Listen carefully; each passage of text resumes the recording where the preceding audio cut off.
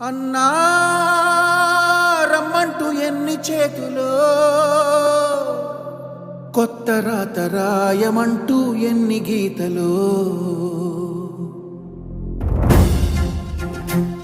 రానున్న శకం రామన్న శకం అంటున్న రథం చైతన్య రథం